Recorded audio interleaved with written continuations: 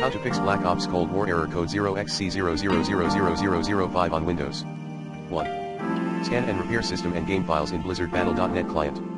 2. Update your graphics driver using the recommended Avast driver updater in this video guide. 3. Install all Windows updates. 4. Perform a clean boot. 5. Change your RAM or replace M with new ones.